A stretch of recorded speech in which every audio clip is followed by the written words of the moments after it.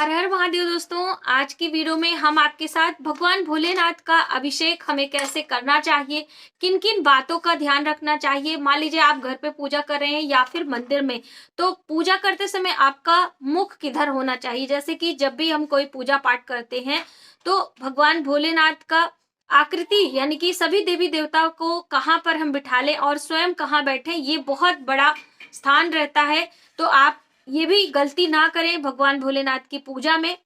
तो सभी बातों को ध्यान में रखते हुए हम घर पे बिना पुरोहित के कैसे अभिषेक करें, यही जानकारी आज के इस वीडियो में हम आपके साथ शेयर कर रहे हैं। और बहुत सारे लोगों का प्रश्न आया था कि हमारे पास शिवलिंग नहीं है, तो ऐसी दशा में हमें कैसे अभिषेक आदि करना चाहिए।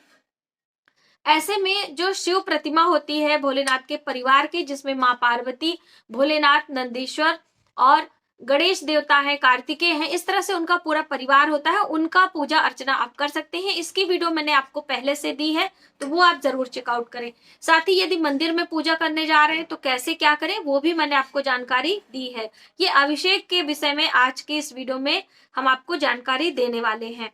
तो चलिए वीडियो की शुरुआत करते हैं। दोस्तों, सबसे पहले तो आपको एक शिवलिंग लेना है और शिवलिंग आप जब भी रखें, जब भी पूजा करने के लिए बैठे, तो इनका जो ये अर्घा होता है, जिसे आप जलहरी भी कोई कोई कहते हैं, ये आप देख सकते हैं, ये हमेशा उत्तर दिशा में ही होना चाहिए और आप यहाँ पे दक्षिण दिशा की तरफ बैठकर पूजा करेंगे। ये सबसे महत्वपूर्ण बात होती है जब भी हम भोलेनाथ के शिवलिंग की पूजा करते हैं या फिर साधारणतया आप भोलेनाथ की पूजा कर रहे हैं। आपने मंदिरों में देखा होगा, कहीं भी किसी जंगल में, कहीं भी जब भी भगवान भोलेनाथ का ये मंदिर होता है, वहां पर ये जलहरी हमेशा उत्तर दिशा में होती है। आज से हजारों वर्ष पहले ही, जब इतनी ज्यादा घड़ियां, इतना ज्यादा ज्ञान नहीं था लोगों को, तो भी लोग इस शिवालय में जाकर दिशाओं का ज्ञान करते थे, इस अर्घा को, जलहरी को देखकर। तो इसलिए आप इस बात का ध्यान रखें। अब हमें पूजा की शुरुआत कैसे करनी है, सामग्री आप पहले थोड़ा सा देख लीजिए, क्योंकि ये आप देख सकते हैं यहाँ पे थोड़ा सा हम साइड कर दे रहे हैं। ये हमने पंचामृत की सभी चीजें ली हैं, 5 प्रकार की अलग अलग चीजें हैं, कच्चा दूध, दही, और ये शहद है, शक्कर है और ये घी है। तो बहुत सारे लोगों का प्रश्न था कि क्या हम एक साथ पंचामृत बनाकर अभिषेक नहीं कर सकते हैं। दोस्तों, आप कर सकते हैं, लेकिन जब आप अलग अलग चीजें चढ़ाते हैं तो उसकी महिमा, उसका लाभ आपको अधिक मिलता है। इसीलिए आप हो सके तो अलग अलग चीजें ही चढ़ाएं। तो भोग के लिए आप जो भी ऋतु फल है आप उसे रख लें। सामग्री भी एक नजर आप डाल लीजिए। पता नहीं आपने वो वीडियो देखी कि नहीं भी देखी। इस तरह से आपको एक थाल में सभी चीजें रख लेनी है, ठीक है। हल्दी, चंदन, कुमकुम, अबीर, ये भस्म और ये काला तिल, ठीक है। तो ये सभी चीजें आप रख ले। पान रख ले, सुपारी, लौंग, इलायची, कपूर, ये सभी जानकारी मैंने पहले से दी है। यदि आपने नहीं देखी है तो ओरल तरीके से मैंने सोचा आपको फटाफट से बता दूं। तो ये सभी आप करके रख लें। आप स्नान ध्यान करके शुद्ध साफ वस्त्र पहन लें और उसके बाद पूजा की शुरुआत करें। तो मैंने बहुत ज्यादा जूम कैमरा किया हुआ है जिससे आपको क्लियर सभी चीजें पता चले।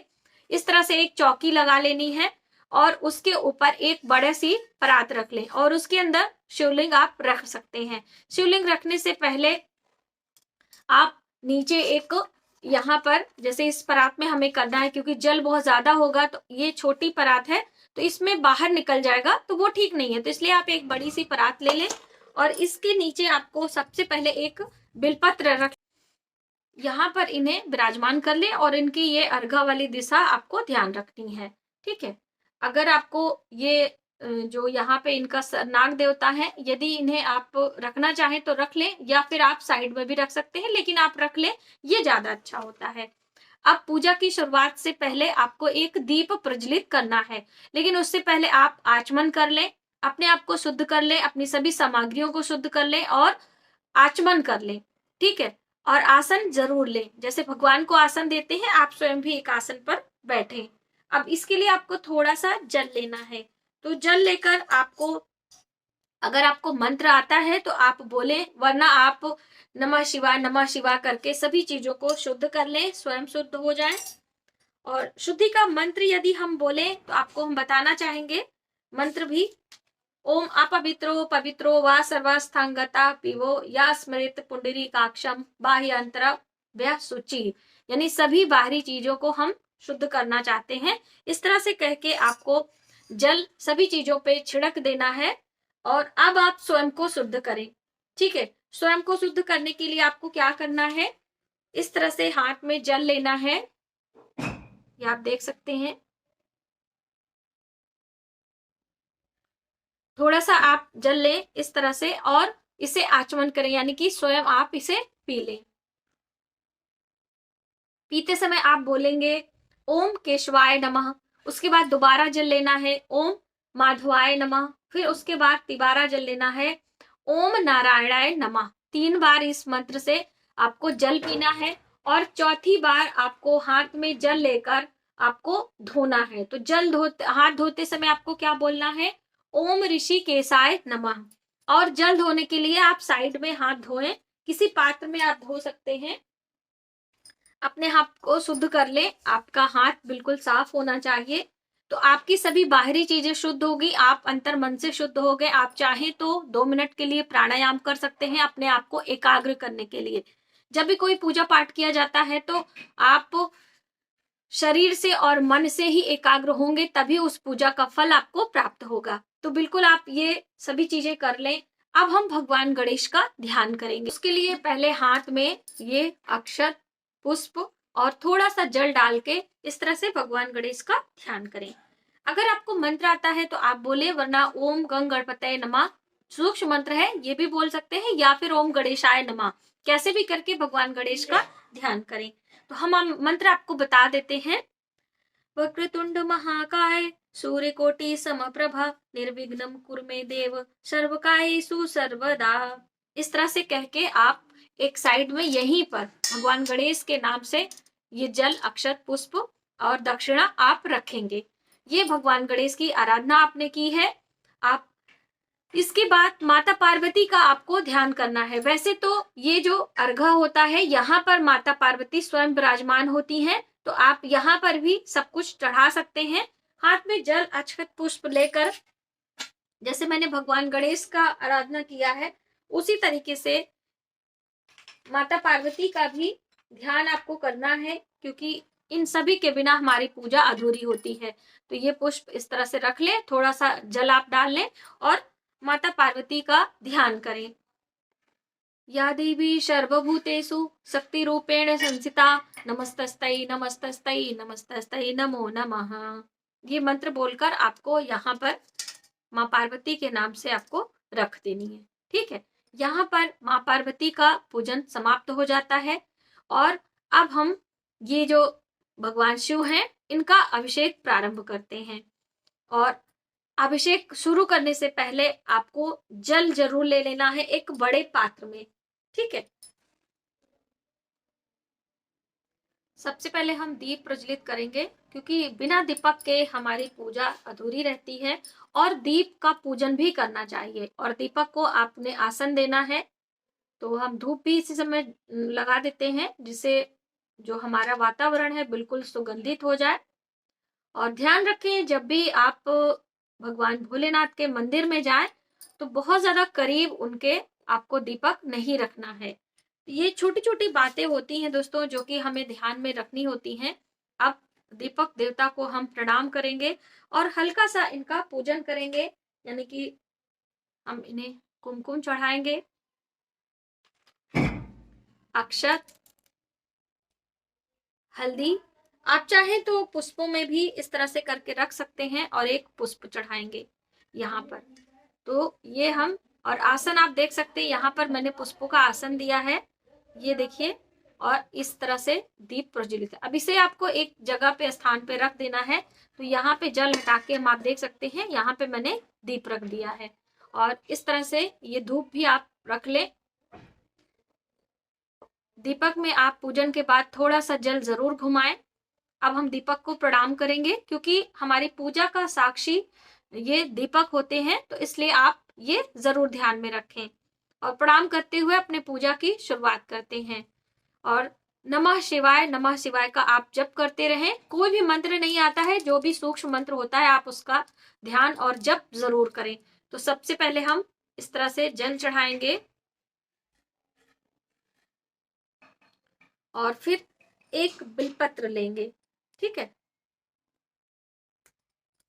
बिना बिलपत्र आप लिए पूजा ना शुरू करें। तो ये इस तरह से पलट के बेलपत्र चढ़ाया जाता है। आप हमेशा ध्यान रखें कि जब भी बेलपत्र चढ़ाएं तो उसे पलट के ही चढ़ाएं, क्योंकि यहाँ पर बहुत सूक्ष्म तरीके से है। तो ये आपने पलट के चढ़ा दिया है। जो सादा वाला भाग है वो नीचे चिकना वाला और ऊपर खुरदुरा होना चाहिए। अब हम एक एक करके सभी चीजें अर्पित करेंगे। तो सबसे पहले भगवान भोलेनाथ पर हम जल चढ़ाएंगे। तो इस तरह से यदि आपके पास श्रृंगी है तो ठीक है। नमः शिवाय नमः शिवाय नमः शिवाय, इस तरह से आप करके जल अर्पित करें। अब हम दूध चढ़ाएंगे, ठीक है। तो हमने बोला था आपको सभी चीजें चढ़ाने के लिए आप चांदी का पात्र ले लें। तो हमने भी ये लिया है और सभी चीजें हम आपको दिखाना चाहेंगे, क्योंकि ये देखिए अब इसमें थोड़ा सा आपको जल मिला लेना है ये, ठीक। अब हम इसमें थोड़ा अक्षत मिला लेंगे, ठीक है।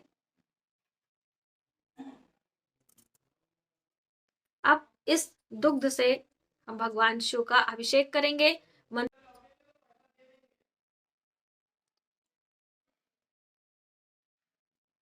नमः शिवाय नमः शिवाय नमः शिवाय नमः शिवाय नमः शिवाय नमः शिवाय।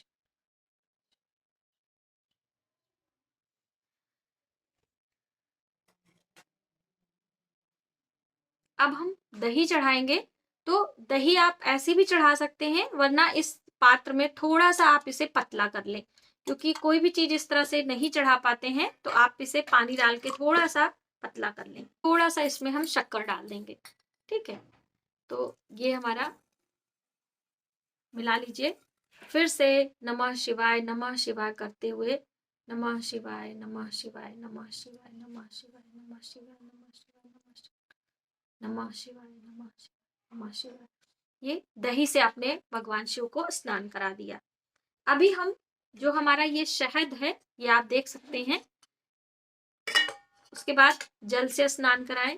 नमः शिवाय नमः शिवाय। सभी चीजों को स्नान कराने के तत्पश्चात आपको इससे स्नान कराना होता है। तो शहद को भी आप इस तरह से जल में मिला लें, पतला कर लें थोड़ा सा।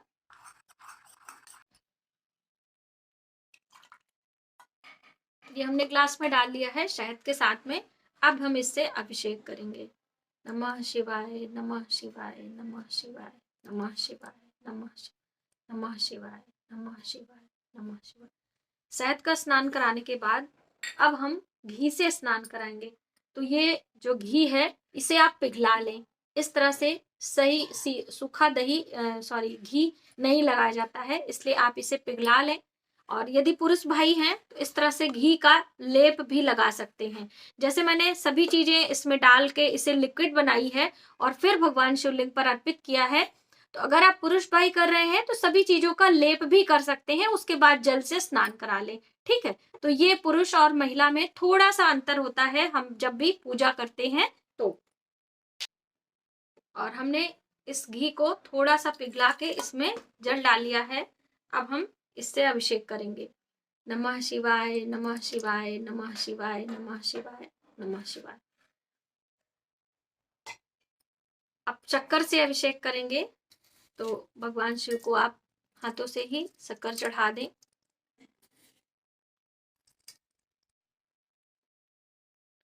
नमः शिवाय नमः शिवाय नमः शिवाय नमः शिवाय नमः शिवाय।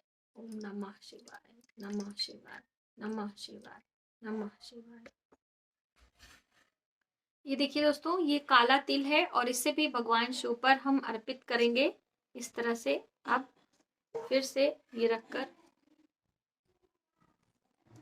ओम नमः शिवाय ओम नमः शिवाय नमः शिवाय ओम नमः शिवाय नमः शिवाय ओम नमः शिवाय। इस तरह से आप मंत्रों का जप करते रहें। हमने पांचों चीजों को अलग अलग करके भगवान शिव का अभिषेक कर दिया है। अब आपको क्या करना है कि आपको शुद्ध जल से बिल्कुल अच्छे से स्नान कराना है।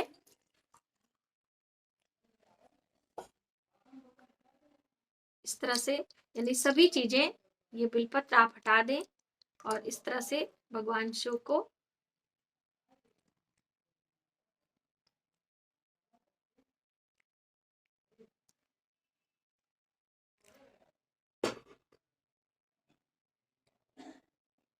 अब ये पात्र आप हटा दें और भगवान शिव को आसन दें।